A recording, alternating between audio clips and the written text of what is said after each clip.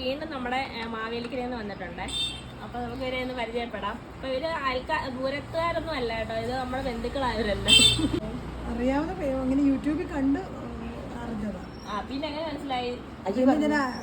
അജിയണ്ണനോട് ചോദിച്ചു, ഈ ഇവിടെ ഒന്ന് കൊണ്ടുപോകാൻ അജിയണ്ണ പറഞ്ഞത് നമ്മുടെ പെണ്ണാന്ന് പറഞ്ഞു. അങ്ങനെ പിന്നെ ഇവിടെ വന്നത്. അപ്പോഴാണ് ഞാനിവിടെ പാറക്കടയിൽ വന്നപ്പോൾ ഞങ്ങളുടെ അമ്മ എടുത്തോണ്ട് വെച്ചിരിക്കുന്നത്. ആണ്ട് ഇതിന്റെ അടുക്കലടി ഒത്തിരി ചെടിയുള്ളത്. അപ്പൊ ഞാൻ പറഞ്ഞു, അമ്മ ഈ പെണ്ണാ നമ്മളോട് ഞാനും കണ്ടുകൊണ്ടിരിക്കും. ഇപ്പൊ പോവാൻ വന്നത് നമ്മൾ ഈ വീട്ടിലാണ്. ആളിനെ പോയി നേരിട്ട് കാണാന്ന് പറഞ്ഞാൽ ഇങ്ങോട്ട് വന്നത്. ഇപ്പൊ ഈ വന്ന കൂട്ടത്തിലേ ഇവരെ രണ്ടുപേരെക്കാട്ടിലും കൂടുതൽ ചെടി അറിയാവുന്നത് അമ്മയ്ക്കാട്ടോ. അമ്മ ഇവിടെ എല്ലാം നടന്ന് ഓരോ ചെടികളുടെ ഇവരോട് പറഞ്ഞു കൊടുക്കുന്നത് എങ്ങനെ ഇത് വെയിൽ കൊള്ളരുത്, മഴ കൊള്ളരുത്, വെള്ളം സൈഡിൽ വീഴരുത്, പിന്നെ ഈ ഡെൻഡ്രോബിയത്തിന് നല്ല വെയിൽ വേണം, നന്നായിട്ട് പൂക്കുക എന്നൊക്കെ പറഞ്ഞ് ഇവരെല്ലാം മനസ്സിലാക്കി കൊടുക്കും അമ്മ. അമ്മ ഇങ്ങനെ യൂട്യൂബും ഫേസ്ബുക്കും ഒക്കെ കണ്ടിട്ട് എല്ലാ ചെടികളുടെ പരിചരണവും മനസ്സിലാക്കി വെച്ചിരിക്കുമോ. അതാണ് നമ്മുടെ ജോലി. അപ്പം കുറെ ചെടികൾ എനിക്ക് ഒരുപാട് ജോലിയുള്ള ആളാണ്. ഞാൻ കാറ്ററിംഗ് ചെയ്യുന്നുണ്ട്, ഹോട്ടൽ ചെയ്യുന്നുണ്ട്, അതിന്റെ ഇടയ്ക്ക് കൂടെ ഞാൻ ഇതൊക്കെ കാണുന്നത്. അപ്പൊ ഉരുക്ക് വരുന്നതാണ് നമ്മുടെ കൂടെ വയ്ക്കുന്നത്.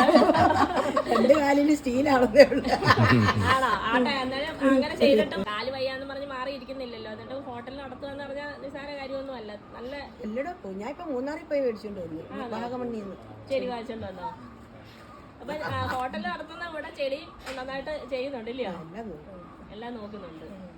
എവിടായിട്ട് നമ്മുടെ ഹോട്ടൽ വരുന്നത്? പാറക്കടവ് ജംഗ്ഷൻ. അല്ല, ഏത് സ്ഥലം? സൂര്യനാട് വടക്ക്. ഹോട്ടലിന്റെ പേര് അശ്വതി ഹോട്ടൽ.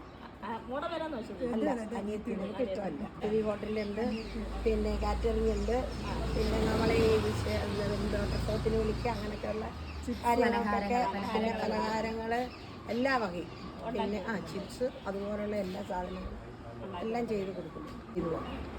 അപ്പൊ അതുവഴിയൊക്കെ പോകുന്നവരും നമ്മുടെ അമ്മയുടെ ഹോട്ടലിൽ പോയി ആഹാരമൊക്കെ കഴിക്കണം കേട്ടോ. ഇപ്പൊ പറഞ്ഞു കേട്ടില്ലേ, കാലില് ഒരു ഓപ്പറേഷൻ കഴിഞ്ഞ സ്റ്റീൽ ഇട്ടിട്ടുണ്ട്, എന്നിട്ടും ഇത്രയും അധ്വാനിച്ചൊക്കെ ജീവിക്കുന്നവരെയല്ലേ നമ്മൾ പ്രോത്സാഹിപ്പിക്കേണ്ടത്. എല്ലാവരുടെയും സഹായവും സ്നേഹവും ഒക്കെ ഞങ്ങളുടെ കൂടെ വേണം. അപ്പോൾ അതാ ഒരുപാട് ചെടികൾ വീണ്ടും നമുക്ക് സെയിലിനായിട്ട് എത്തിയിട്ടുണ്ട്. അപ്പോൾ അതാ ഇതൊക്കെയാണ് ഓരോ കളേഴ്സ്. അപ്പോൾ ഒരുപാട് പേര് പീച്ച് കളറൊക്കെ ചോദിച്ചിട്ടുണ്ടായിരുന്നു. അപ്പോൾ അതൊക്കെ ഇപ്പം നമുക്ക് സ്റ്റോക്ക് വന്നിട്ടുണ്ട്.